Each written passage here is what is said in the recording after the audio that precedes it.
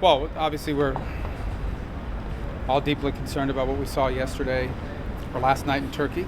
Not all surprising. We know ISIS has specifically targeted Turkey, and in particular its tourist sector, as part of its desire to ultimately include Turkey as part of their fraudulent caliphate, but in the short term, in the hopes of getting Turkey to back off its cooperation in the war against ISIS.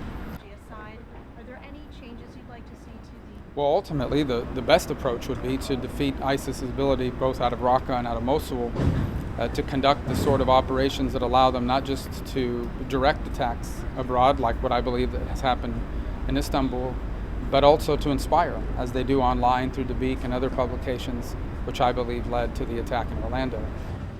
Can you stand one more? Here's the takeaway. I hope we can convince our colleagues that if you don't invest now, you'll pay later. And if you want people to stop coming to Europe and the United States, let them go back to Fallujah, Ramadi, Sinjar, and other places. And without some help, they're not going to go back.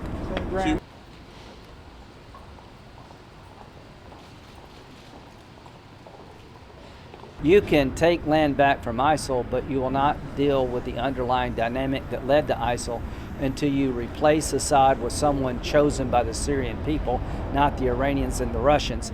And there is no plan to weaken Assad and replace him. And until Assad is replaced, the war in Syria never ends.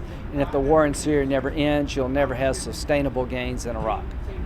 We're right to the end of the Cold War as a P-3 aircraft mission commander. The other thing that we've done a very good job and has been very helpful is the financing for ISIS continues to be undermined, undercut.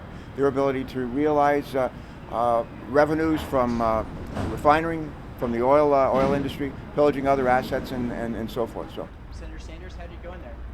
Okay. How did you go in there?